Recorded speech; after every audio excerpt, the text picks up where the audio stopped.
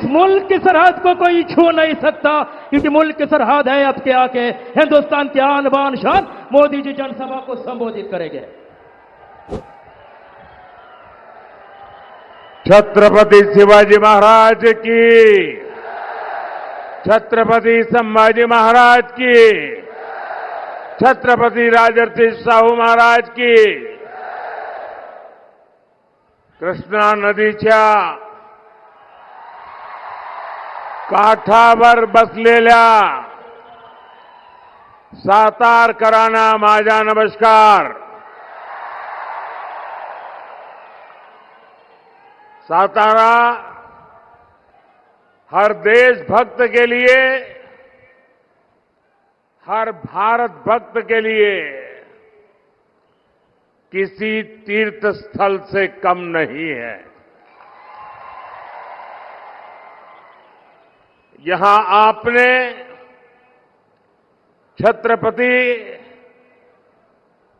उदयनराजे भोसले जी को उम्मीदवार बनाया है। मेरे साथी कहते थे कि मोदी जी सतारा आने की जरूरत नहीं, आप बहुत दौड़ धूप करते हैं, नहीं आएगा तो चलेगा। मैंने सामने से कहा, सातारा में भगवा पहले भी लहराता था और लहराता ही रहेगा। मैंने कहा नहीं भाई, मुझे तो आप सभी परिवारजनों के दर्शन की इच्छा है और मैं आज यहां आपके दर्शन करने आया हूं, आपके आशीर्वाद लेने के लिए आया हूं। और आपने जो भरोसा अपने इस सेवक पर जताया है, उसकी जवाबदारी मेरी है और इसलिए मैं आज यहां आया हूं। और ये जो मैं जोश उत्साह देख रहा हूं, इतनी बड़ी तादाद में माताएं बहनें आई हैं,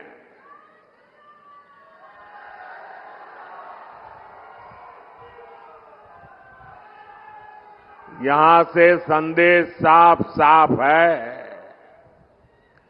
और इस जोश, उत्साह, उमंग,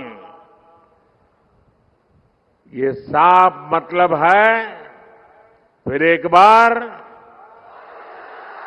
फिर एक बार, फिर एक बार। साथियों, ये मेरा सौभाग्य है। कुछ बातें याद आ जाती है जब यहां आता हूं तो 2013 में जब भारतीय जनता पार्टी ने मुझे प्रधानमंत्री पद के उम्मीदवार के लिए घोषित किया, तब तो चुनाव घोषित नहीं हुए थे, लेकिन जब मुझे घोषित गया तो मैं रायगढ़ के किले पर चला गया।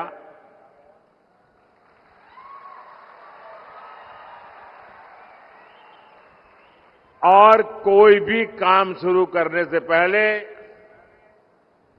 मैं छत्रपति शिवाजी महाराज की समाधि के सामने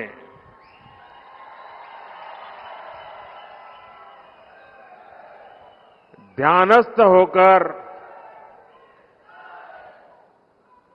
उस पवित्र भूमि पर बैठा था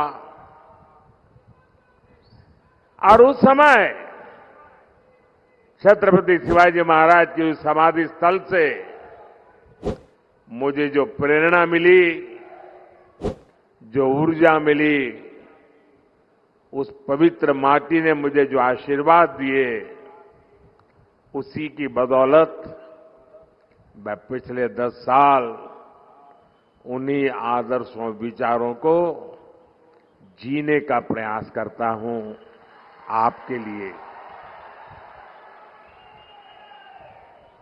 कुछ न कुछ करने का प्रयास करता हूं। साथियों, सातारा ने छत्रपति शिवाजी महाराज के सुशासन को देखा है। सातारा की ये भूमि शौर्य की भूमि है। आज मिलिट्री अपशिंगे गांव हो या सातारा का कोई भी सैनिक परिवार हो, आत्मनिर्भर होती भारत की सेनाओं को देखकर वो सबसे ज्यादा खुश है। आज हमारी सेना के पास एक से बढ़कर एक मेड इन इंडिया हथियार है। अब आप ही बताइए भाइयों बहनों, ऐसे काम करके मोदी ने जिनकी दुकानें बंद कर दी, वो खुश होंगे क्या? वो खुश होंगे क्या? हथियारों के जिन दलालों को कांग्रेस की सरकार बहुत अच्छी लगती थी, वो कभी भी मोदी की वाहवाही करेंगे क्या? साथियों, मोदी ने सैनिक परिवारों को एक और guarantee one rank one pension की दी थी और मोदी ने ये गारंटी भी पूरी करके दिखाई। कोई कैसे भूल सकता है कि कांग्रेस ने 40 साल तक सैनिक परिवारों को one rank one pension OROP उससे वंचित रखा। सिर्फ 500 करोड़ रुपए का यानी झुंझुना दिखाकर कांग्रेस कहती थी ओआरओपी लाएंगे, यानी आंख में धूल झोंकने में इनकी ऐसी मास्टरी है, झूठ बोलने में इनकी ऐसी मास्टरी है।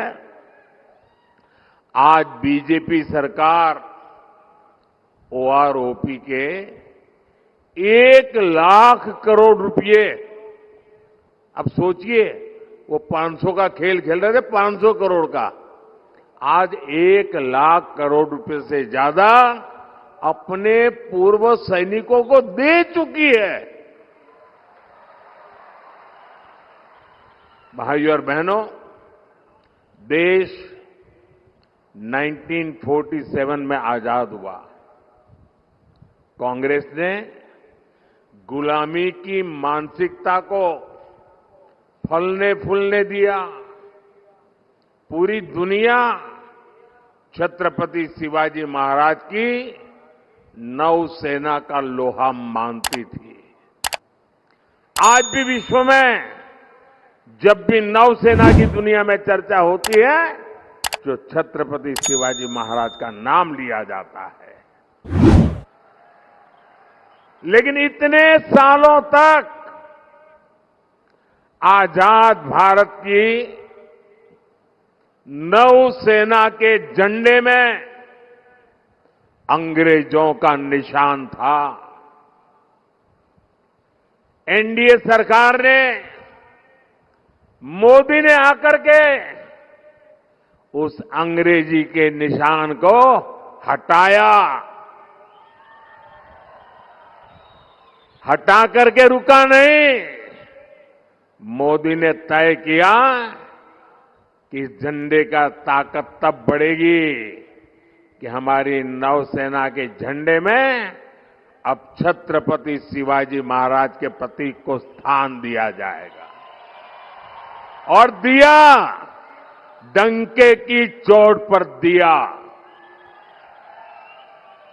हमारी सरकार ने मराठा सेनाओं द्वारा बनाए गए ऐतिहासिक किलों को भी यूनेस्को की वर्ल्ड हेरिटेज साइट में शामिल करने के लिए नामांकन किया है।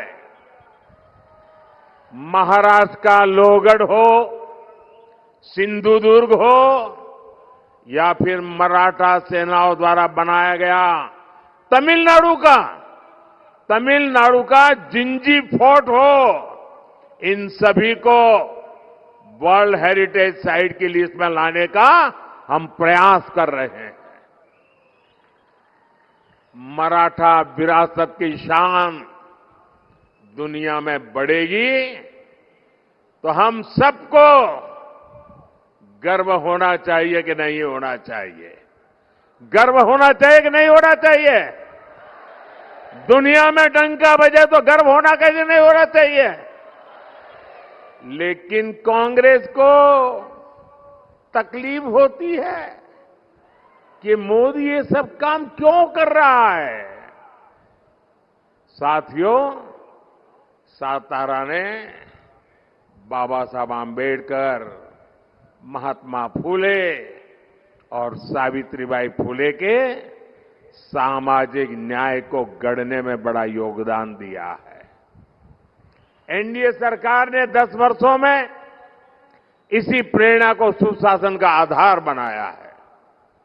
आप देखिए, कांग्रेस ने 70 साल में से 60 साल देश पर शासन किया, लेकिन बाबा साहब आंबेडकर का संविधान जम्मू कश्मीर पर लागू नहीं होता था। 370 की दीवार बनाई हुई थी।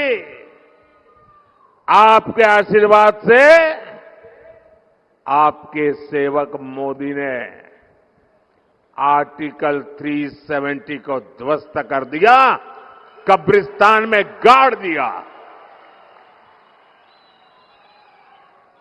मोदी ने आर्टिकल 370 हटाया। आप मुझे बताइए, आपको गर्व होता है कि नहीं होता है? आपको गर्व होता है कि नहीं होता है? 370 हटा करके देश की शान बढ़ी कि नहीं बढ़ी? देश की एकता को ताकत मिली कि नहीं मिली? ये गारंटी मोदी ने आपको दी थी और मोदी ने वो गारंटी पूरी कर दी। अब जम्मू कश्मीर में मैं जरा जो लोग आरक्षण के नाम पर झूठ बोल बोल करके हमारे देश के लोगों को गुमराह करने में लगे हैं, मैं जरा चुभने वाला एक सवाल उनको पूछना चाहता हूं। इतने आरक्षण के गीत गा रहे हो, क्या जम्मू कश्मीर में रहने वाले आदिवासी, जम्मू कश्मीर में रहने वाले दलित, क्या वो आरक्षण के हकदार थे कि नहीं थे? जब देश के दलितों को आरक्षण मिल सकता है, देश के आदिवासियों को आरक्षण मिल सकता है, तो जम्मू कश्मीर में मेरे दलित भाई बहनों को, मेरे आदिवासी भाई बहनों को आरक्षण से वंचित क्यों रखा गया? संविधान वहां पर लागू क्यों नहीं किया? क्योंकि वोट बैंक की राजनीति आप पर हावी रही है। भाइयों बहनों, 370 हटाकर बाबा साहब आंबेडकर के संविधान को जम्मू कश्मीर में भी लागू कर दिया। वहां मेरे दलित भाई बहनों को आरक्षण का अधिकार मिला, आदिवासी भाई बहनों को आरक्षण का अधिकार मिला, ओबीसी भाई बहनों को आरक्षण का अधिकार मिला। वो हक मिल रहा है जो हिंदुस्तान के हर महिलाओं को मिल रहा है, वो आज जम्मू कश्मीर में आजादी के इतने सालों के बाद मिल रहा है। भाइयों और बहनों, हमारी सरकार में ही मेरे देशवासियों को मुफ्त राशन, मुफ्त इलाज, पक्का घर, बिजली, पानी, अनगिनत सुविधाएं आखिरी व्यक्ति तक पहुंचाने के लिए मोदी ने अपना पल पल खपाया है। और ये लाभ पाने वालों में ज्यादातर कौन लोग हैं? कौन लोग थे जो इन चीजों से वंचित थे? इन सारे लाभ को पाने वाले सबसे ज्यादा मेरे दलित भाई बहन हैं, मेरे आदिवासी भाई बहन हैं, मेरे ओबीसी पिछड़े परिवार हैं। अब बीजेपी एनडीए की सरकार इन्हें प्राथमिकता देकर काम कर रही है। साथियों, हमारी सरकार ने ही आरक्षण, जो पॉलिटिकल आरक्षण की व्यवस्था है, पहले जब अटल जी की सरकार थी तब उसका कार्यकाल बढ़ा दिया था, और जब मोदी को आपने अवसर दिया, मोदी ने फिर उस कार्यकाल को बढ़ा दिया। ये हमारा कमिटमेंट है। हमने ओबीसी कमीशन को संवैधानिक दर्जा दिया, लेकिन कांग्रेस के इरादे क्या है, ये हमने कर्नाटका में देखा है। क्या कर रहे हैं? छत्रपति शिवाजी महाराज की धरती से मैं आपको जगाने आया हूं भाइयों। ये क्या खेल कर रहे, जरा चौंक जाएंगे आप सुन करके। भारत का संविधान धर्म के आधार पर आरक्षण की मनाही करता है। बाबा साहब आंबेडकर धर्म के आधार पर आरक्षण की मनाही करते हैं, लेकिन उन्होंने क्या किया? कर्नाटका में ओबीसी को जो आरक्षण मिला हुआ है 27%, उन्होंने रातों रात सभी मुसलमानों को ओबीसी घोषित कर दिया। एक फतवा निकाल दिया, कागज पे थप्पा मार दिया, और रातों रात ओबीसी के हक के जो 27% आरक्षण था उसमें से डाका डाला और अधिकतम उन्हीं को दे दिया। अब कांग्रेस संविधान बदलकर यही फॉर्मूला पूरे देश में लागू करना चाहती है, लेकिन कांग्रेस और इंडिया गाड़ी वाले कान खोल करके सुन लीजिए, जब तक मोदी जिंदा है,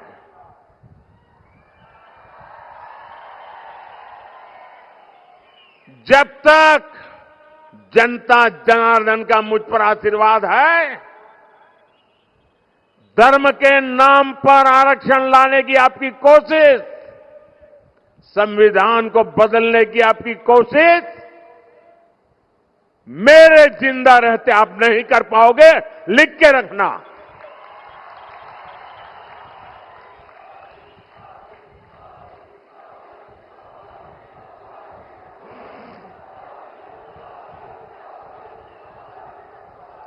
साथियों,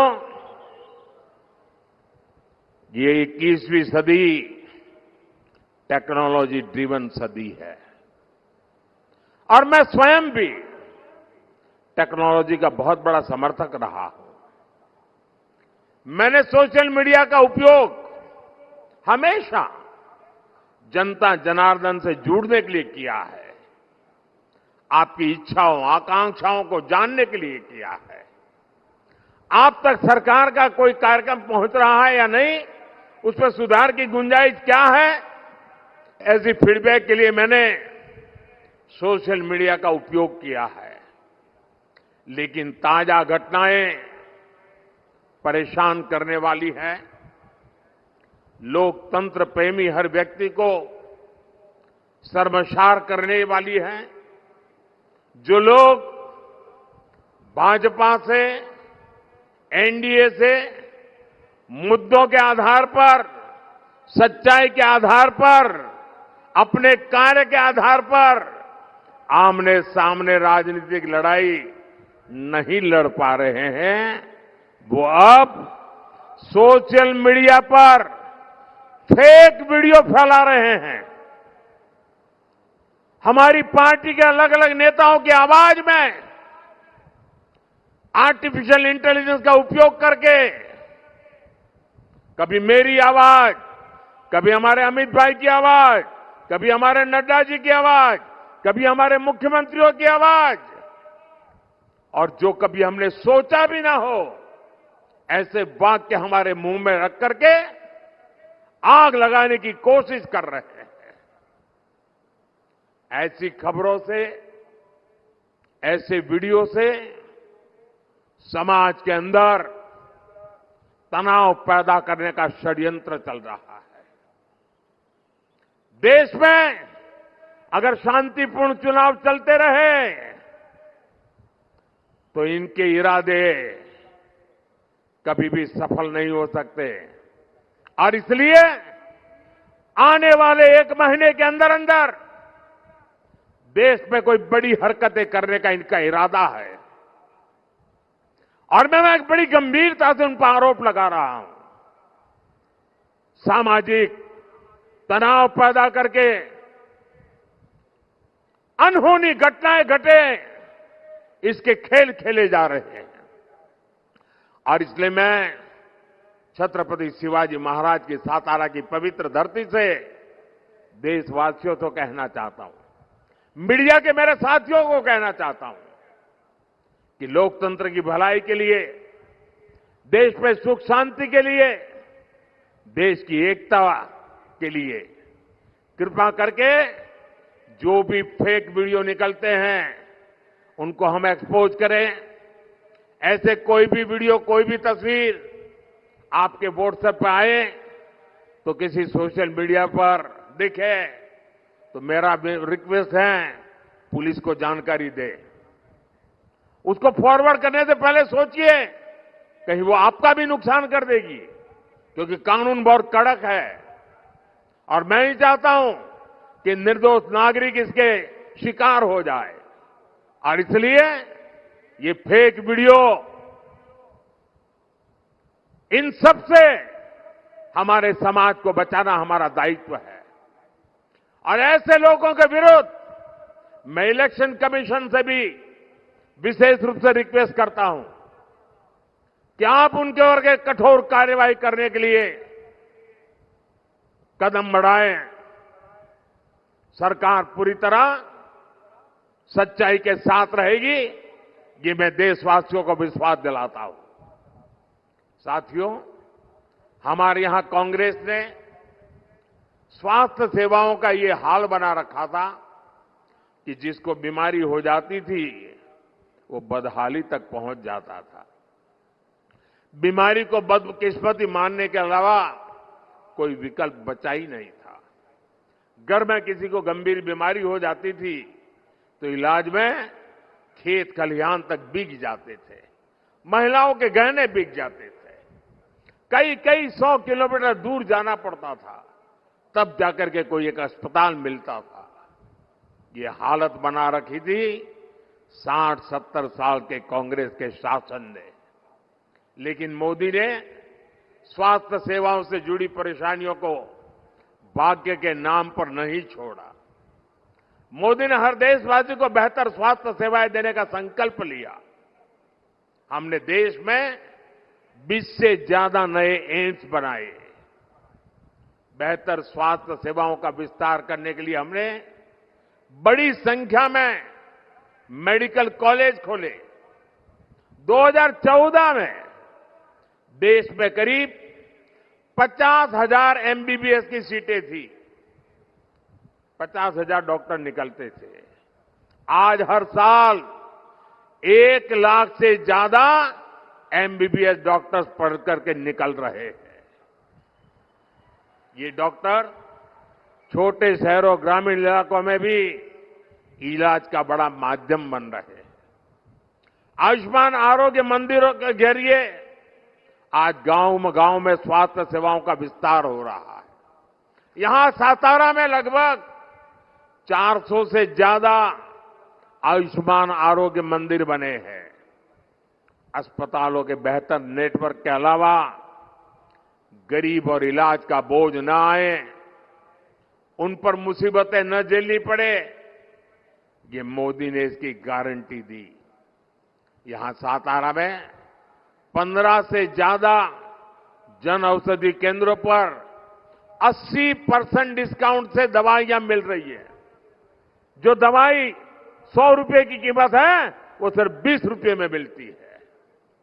आज करोड़ों लोगों के पास 5 लाख रुपए मुफ्त इलाज का आयुष्मान कार्ड है और मैंने एक और गारंटी दी है, आप घर घर तक पहुंचाना।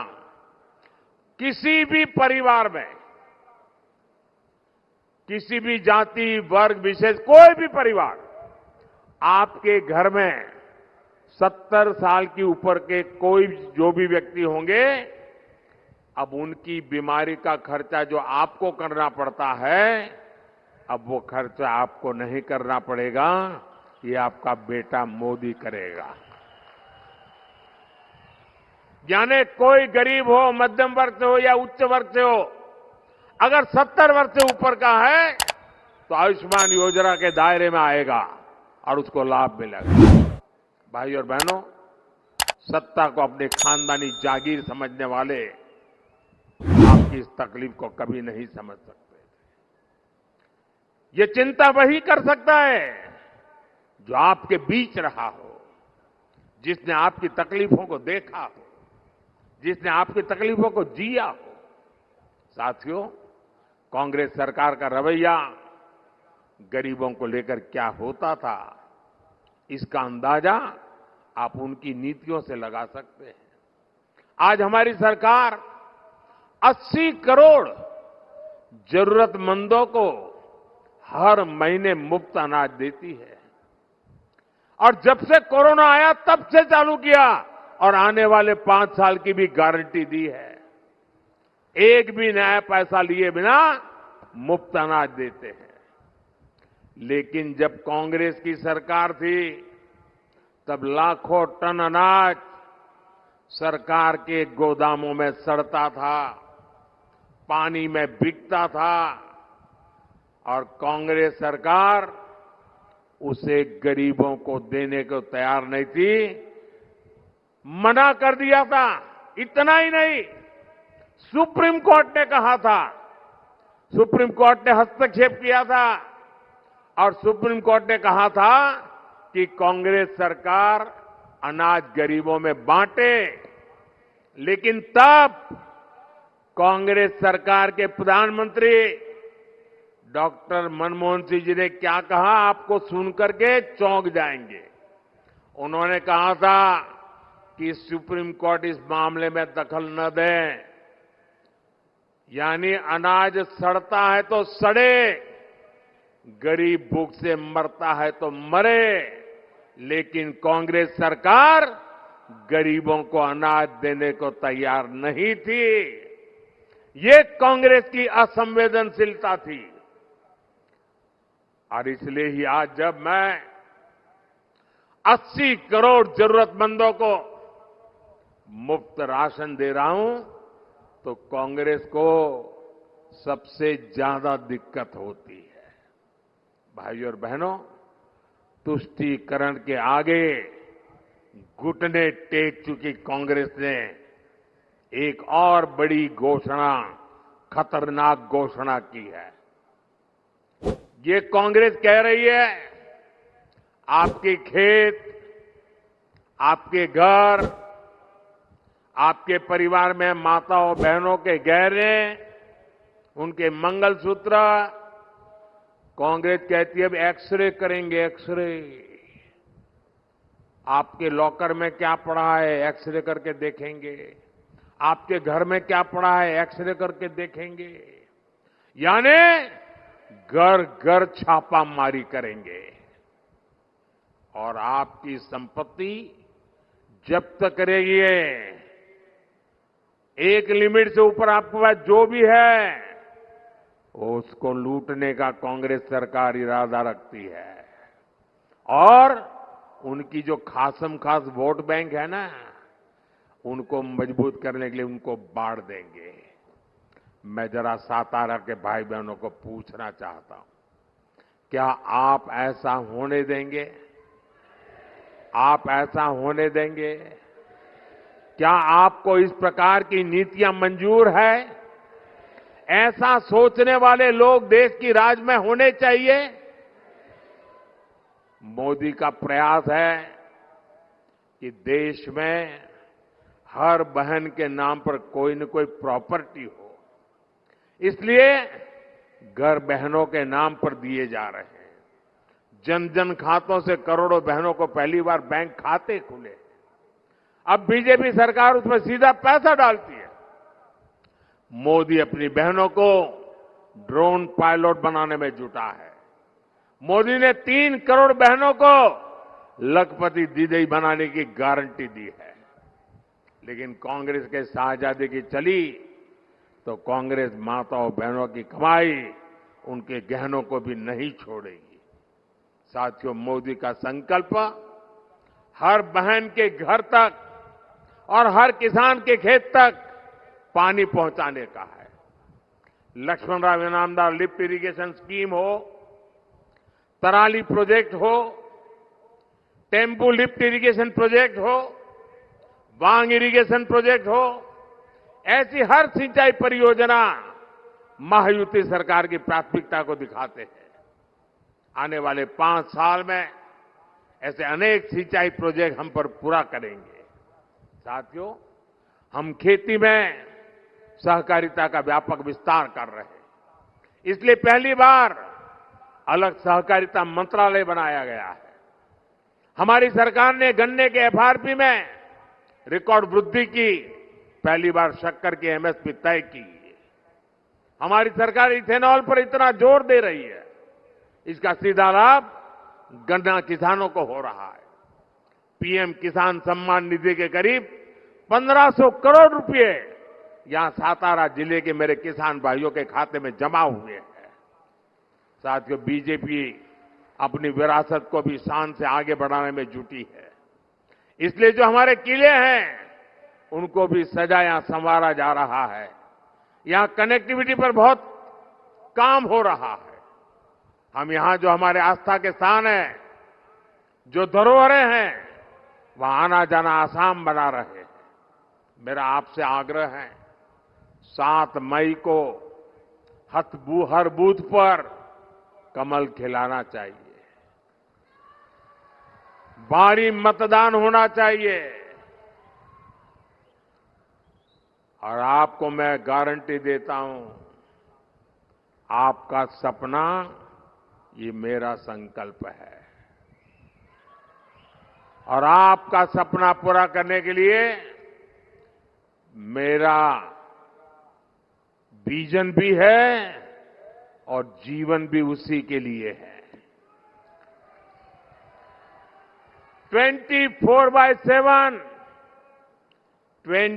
फॉर 2047 इस मंत्र को लेकर के मैं काम कर रहा हूं। आप घर घर जाइए, मतदान के लिए लोगों को प्रेरित करिए। ज्यादा से ज्यादा पोलिंग बूथ पर ज्यादा से ज्यादा वोटिंग, पुराने सारे रिकॉर्ड तोड़ने के लिए गर्मी कितनी ही क्यों न हो, देश के लिए हम समय निकालें, मतदान अवश्य करें। क्या आप मतदान बढ़ाएंगे? घर घर जाएंगे, पोलिंग बूथ जीतेंगे? अच्छा, मेरा एक काम और करेंगे, मेरा एक पर्सनल काम करेंगे आप? जरा हाथ ऊपर करके बताएं तो मैं मानूं। करेंगे? करेंगे? अच्छा, घर घर जाइएगा और कहिएगा कि मोदी जी सातारा आए थे और परिवार के सबको नमस्कार कहा है। मेरा नमस्कार पहुंचा देंगे? हर परिवार में मेरा नमस्कार पहुंचा देंगे? बोलिए भारत माता की, भारत माता की, भारत माता की। बहुत बहुत धन्यवाद। गरजा हिंदुस्तान चॅनलला सबस्क्राईब करा आणि ताज्या घडामोडी जाणून घेण्यासाठी बेल आयकॉनवर प्रेस करा.